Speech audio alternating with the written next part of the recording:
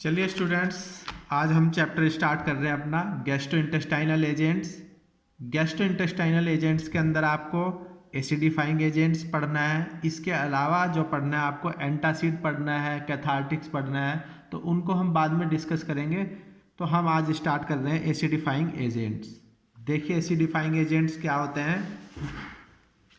Acidifying agents are the drugs which are used in the treatment of achlorhydria और hypochlorhydria। तो ये वो drugs होती हैं जो एक्लोरहाइड्रिया में यूज होती हैं या फिर हाइपोक्लोरहाइड्रिया में यूज होती है। इसको देख लेते हैं क्या होता है एक्लोरहाइड्रिया और क्या हाइपोक्लोरहाइड्रिया होता है। When there is no secretion of HCl in stomach, the condition is known as achlorhydria। जब स्टमक में HCl सिक्रीट नहीं होता है उस कंडीशन को एक्लोरहाइड्रिया कहते हैं। ठीक है। हाइपोक्लोरहाइड्रिया क्या होता है। When there is less secretion of HCl in stomach, condition is known as hypochlorhydria. जब स्टमक में कम अमाउंट में HCl सिक्रीट होता है तो वो कंडीशन कहलाती है हाइपोक्लोरहाइड्रिया।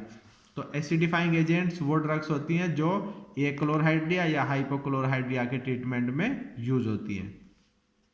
ठीक, अब देख लेते हैं HCl जो कि हमारे स्टमक में पैरिएटल सेल से सिक्रीट होता है, वो उसके क्या क्या फंक्शन है, क्या काम करता है। नंबर 1 देखिए, kill the bacteria in food and drink. जो हम फूड लेते हैं या ड्रिंक लेते हैं उसमें अगर बैक्टीरिया या कोई अदर माइक्रो ऑर्गेनिज्म प्रेजेंट है उसको किल करता है।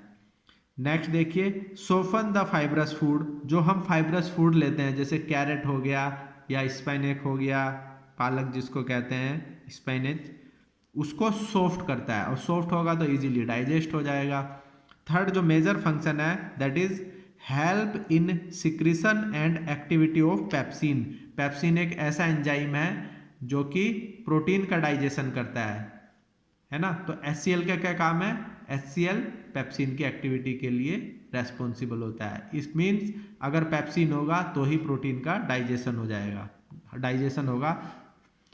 पेप्सिन यहाँ देखिए, pepsin show it's activity when stomach pH is below 3.5। Pepsin अपनी एक्टिविटी तभी शो करेगा जब स्टमक pH 3.5 या उससे कम होगा। लेकिन जब HCl की सिक्रीशन कम होगा या नहीं होगा उस केसेस में क्या होगा, pH जो है 3.5 से ऊपर हो जाएगा तो पेप्सिन की एक्टिविटी नहीं होगी। इट मीन्स प्रोटीन डाइजेस्ट नहीं होगा।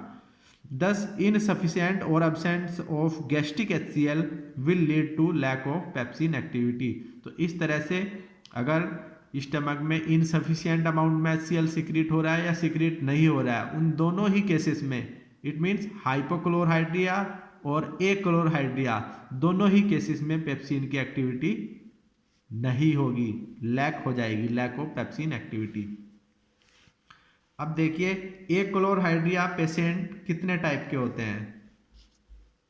Achlorhydria patients are 2 types, 2 type के होंगे। Those who respond to histamine phosphate for release of HCl। वो पेशेंट जो हिस्टामिन फास्फेट को रेस्पॉन्ड करते हैं और HCl का रिलीज करते हैं। सेकेंड कैटेगरी देखते हैं, those who do not respond to histamine phosphate for release of HCl।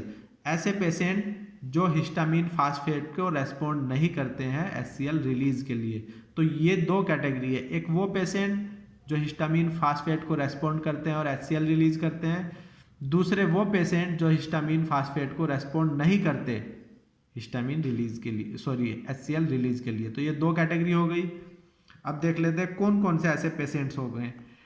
ये देखिए, patient suffering from nephritis. Nephritis मतलब इन्फ्लेमेशन इन नेफ्रॉन्स, जो कि किडनी का पार्ट है, वो कहलाता है नेफ्राइटिस। टिस जिसमें वर्ड लग गया इसका मतलब इन्फ्लेमेशन, और नेफ्राइटिस मतलब नेफ्राई मतलब नेफ्रॉन्स, नेफ्रॉन्स में इन्फ्लेमेशन कहलाती है नेफ्राइटिस। तो ऐसे पेशेंट जिसमें नेफ्राइटिस के पेशेंट्स हैं या फिर क्रोनिक एल्कोहलिज्म, बहुत ज़्यादा ड्रिंक करते हैं, शराब पीते हैं, टीबी के पेशेंट्स, ट्यूबरकुलोसिस जो डिजीज है, पैरासाइटिक इन्फेक्शन जिनको पैरासाइटिक इन्फेक्शन हो रखा है, मे सफर फ्रॉम एक्लोरहाइड्रिया। इस तरह के पेशेंट्स में HCl के सिक्रीशन नहीं हो सकता। अगर इस तरह के पेशेंट है रेस्पॉन्ड टू हिस्टामीन फास्फेट। तो इस तरह के पेशेंट को हम अगर हिस्टामीन फास्फेट देंगे तो उनमें HCl रिलीज हो जाएगा। इट मीन्स इस तरह के पेशेंट जो है हिस्टामीन फास्फेट को रेस्पॉन्ड करते हैं। दूसरी कैटेगरी देखिए, पेशेंट सफरिंग फ्रॉम गैस्ट्रेक्टोमी, जिनमें गैस्ट्रोइंटेस्टाइनल ट्रैक्ट का कुछ पार्ट कट कर दिया जाता है, ऐसे पेशेंट। गैस्ट्राइटिस, अगर किसी की GIT में इन्फ्लेमेशन हो रखा है, टीस मतलब inflammation. Next, carcinoma of stomach, अगर किसी को स्टमक कैंसर है।